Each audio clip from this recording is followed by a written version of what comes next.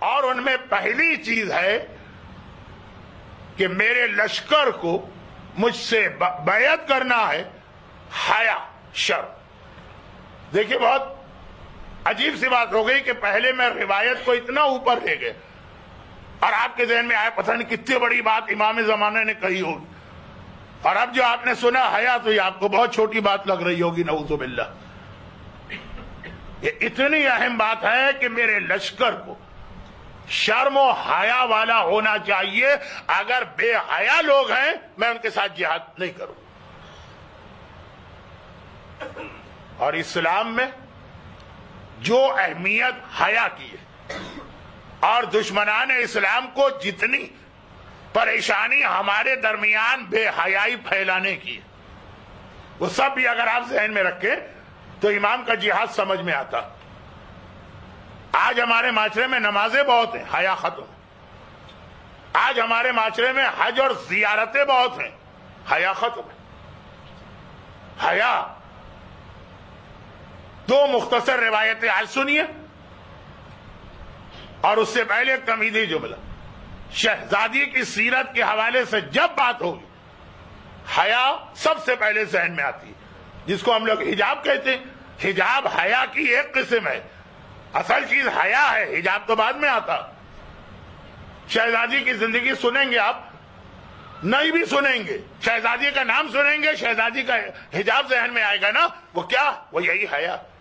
اچھا آپ مجھے بتائیے، اور کسی معصوم کا نام سن کر حیا کا وہ تصور ذہن میں نہیں آتا؟ آتا ہے، چوتھے امام بھی روتے رہے الشام، لیکن جو شہزادی کا نام سن کے ذہن میں حیا آتی ہے، کیوں؟ شہزادی کی ساری زندگی پروموشن آف حیا، معاشرے کو حیادار بناؤ۔ دو بہت مختصر روایتیں آج کی حد تک۔ پہلی روایت،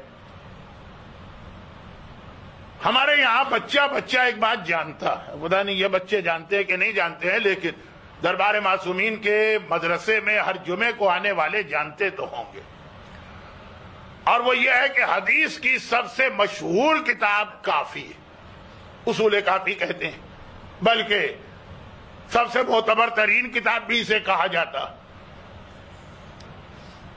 اصول کافی، اصول کافی کھولیے، حدیث نمبر 2، بالکل آسان حوالہ ہے۔ جیسے آپ قرآن کھولیں تو الحم کا سورہ نمبر 1 الف لام میم، تو ذرا بھی قرآن کو جانتا ہے الف لام میم ذالک الکتاب، اس کو معلوم۔ اصول کافی جیسے ہی آپ کھولیں گے، 8 جلدوں میں ہے، ہمارے ہر مرجع کے سراہنے رہتی ہے، اس کے بغیر کوئی مرجع فتویٰ دے ہی نہیں سکتا۔ وہ آپ کھولیے گا، اس کے اندر پہلی حدیث، اس کے بعد جائیے دوسری حدیث پر۔ حدیث نمبر 2، کتنا آسان حوالہ، میں کہتا حدیث نمبر 6269، تو یاد رکھنا، پھر چیک کرنا، پھر اوراق کو پلٹنا، پھر انٹرنیٹ پہ سرچ۔ حدیث نمبر 2، جب حضرت آدم اس دنیا میں آئے تو اللہ نے جبرائیل کو بھیجا۔ اچھا یہ حدیثیں بھی بہت پڑھی جاتی ہیں، لیکن 1 منٹ کی حدیثیں ہیں تو اتنی تکرار تو برداشت ہو جاتی ہے۔ حضرت آدم آئے، دنیا میں آئے، ابھی بیٹھے سیٹل ہوئے، ترک اولا معاف ہو گیا، حوا مل گئی، اب بیٹھ کے زندگی نارمل گزارنا، کہ جبرائیل آئے اور کہا کہ خدا نے 3 چیزیں آپ کے پاس بھجوائی ہیں کہ اگر اس دنیا میں صحیح رہنا تو ان میں سے کوئی ایک چیز تمہیں لینا ہوگی۔ ایک تحفہ ہے اللہ کی طرف سے، باقی چیزیں میں چھوڑ دیتا ہوں، یہ تمہارے سامنے ایک چیز کو ہی لینا، ایک عقل، دین، حیا۔ سب سے پہلی چیز جو اس دنیا میں آئی، عقل، دین۔ دین، ساری زندگی ہماری دین ہے، دین نہیں تو کچھ نہیں، اور حیا، یہ 3 میں سے ایک لینا۔ اب جیسے 3 دن پہلے ایک واقعہ آ گیا کہ شیطان نے مومن سے کہا 3 میں سے ایک چیز لینا، اس نے اپنے حساب سے فیصلہ کیا، بلنڈر کر گیا، دھوکہ کھا گیا، جو میں نے کہا کہ آخری 1 آدھ مجلس اس عنوان پر ہوگی۔ اب یہاں تو بالکل شروع، کتاب کی بھی پہلی حدیث ہے، دوسری، اور یہ دنیا کی تاریخ بھی یہاں سے سٹارٹ ہو رہی، آدم ہی سے تو چل۔ آدم نے دیکھا، چلے ہم اور آپ ہوتے تو دین، سب سے اہم چیز دین ہوتی ہے، آدم نے کہا نہیں مجھے عقل چاہیے، اور یہ حدیث اسی لیے اصول کافی کے شروع میں آئیے کہ اصول کافی شروع ہوتی ہے عقل کی حدیثوں، پہلے عقل، پھر علم، پھر توحید۔ یہ حدیث نمبر 2 ہے۔ تو حدیث نمبر 1 کیا؟ کوئی ضرورت نہیں ہے، لیکن اس لیے بتا رہا ہوں کہ تھوڑی اس کی ضرورت بعد میں پڑے گی۔ عقل کہتے کسے؟ جی وہ مائکروسافٹ والا کتنا عقل مند تھا، کیا چیز بنا گیا ہے اور کتنا پیسہ اس کے نتیجے میں کما گیا۔ فلاں کتنا عقل مند تھا، تیمور کے آدھی دنیا پہ حکومت کر گیا۔ فلاں کتنا عقل مند تھا کہ جوڑیا بازار میں سڑک پہ بیٹھ کے رومال بیچ کے اس نے بزنس شروع کیا اور آج اتنے اس کے کارخانے، اور آج کل کی زبان میں آف شور کمپنیاں۔ یہ ہے نا ہمارے آپ کی عقل۔ پہلی حدیث عقل کیا؟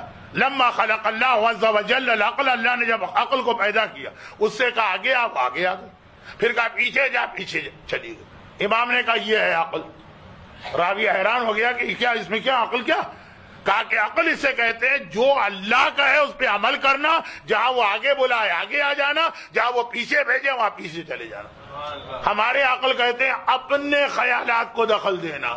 ہماری سمجھ میں تو یہ مکس گیدرنگ کا حرام ہونا نہیں آ رہا، ہماری سمجھ میں تو یہ انٹرنیٹ کا گناہ ہونا نہیں آ رہا، ہمارا دل تو کہتا ہے کہ داڑھی اسلام میں اتنی اہم بھی نہیں ہونا چاہیے۔ عقل اسے نہیں کہتے، عقل کہتے ہیں اللہ نے کہا آگے آؤ بغیر کسی سوچ و بچار اور ہیزیٹیشن کے۔ یہ پہلی حدیث، یہ آج کا موضوع نہیں۔ دوسری حدیث، آدم نے دیکھا دین بھی نہیں، کہا مجھے عقل چاہیے۔ جبرائیل نے کہا ٹھیک ہے رکھ لو عقل کو، آؤ دونوں میرے ساتھ چلو، باقی جو بچے دین اور حیا۔ انہوں نے کہا ہم تو نہیں جائیں گے۔ ارے جبرائیل کے سامنے وہ جو ہے وہ اڑ گئے، ہم تو نہیں جائیں گے۔ کیوں نہیں جاؤ گے؟ ایک چیز آدم کو دی گئی ہے، باقی چلو۔ کہا نہیں، تم سے جو بھی کہا، ہم سے اللہ نے کہا کہ جہاں جہاں عقل ہوگی وہاں ہمیں رہنا ہے، جہاں جہاں عقل نہیں ہے ہمیں وہاں سے رخصت ہو جانا ہے۔ تو کیا پتا چلا؟ یہ پتا چلا کہ دین اور حیا دونوں ایک ساتھ ہیں۔ جہاں پہ حیا ہوگی وہیں پہ دین ہوگا، وہیں پہ عقل ہوگی۔ جہاں پہ حیا نظر نہ آئے ادھر سے پہچانیے نا، سمجھ لیجئے کہ اس سے زیادہ بے وقوف آدمی کوئی نہیں ہے، اس سے زیادہ بے دین آدمی کوئی نہیں۔ آج کی دنیا میں آپ کو معلوم ہے کہ حجاب جو حیا کی ایک قسم ہے، حجاب جاہلوں کا عمل سمجھا جاتا ہے، غریبوں کا عمل سمجھا جاتا ہے۔ کراچی میں ایک لفظ استعمال ہوتا ہے، ہمارے علاقے رضویہ سوسائٹی میں جھگی والوں کا لفظ استعمال ہوتا ہے، جو عورت حجاب کرتی۔ اور اب تو بہت ہی بےہودہ پیشہ اختیار کرنے والی عورتیں، ان کے لیے کہا جاتا ہے کہ وہی برقع پہنا کرتی ہیں۔ اور پہلی حدیث کے بعد دوسری حدیث کہ جہاں پہ حیا ہے وہیں پہ دین ہے، وہیں پہ عقل ہے۔ حجاب عقل کی نشانی ہے، حجاب بے عقلی کی نشانی نہیں۔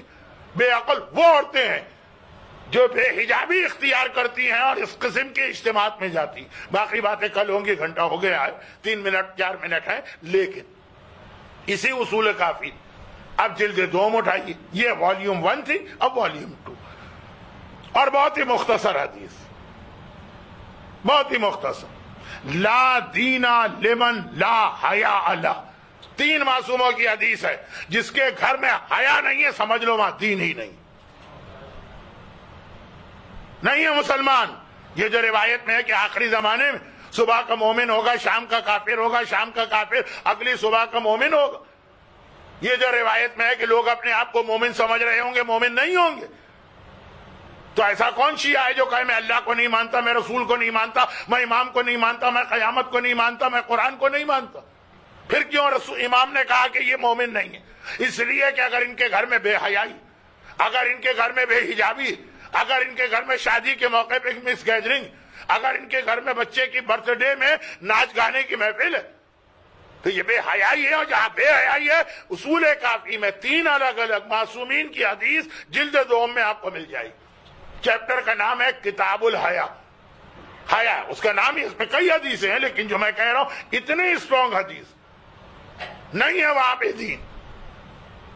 اور ہم تو اس کے بھی قائل ہیں کہ دین است حسین، دین تو حسین کا نام ہے، اور ادھر کہہ دیا گیا اگر حیا نہیں ہے تمہارے گھر میں دین ہی نہیں ہے، یعنی تم حسینی نہیں ہو، چاہے زبان سے کتنا ہی اپنے آپ کو حسینی کہتے ہو۔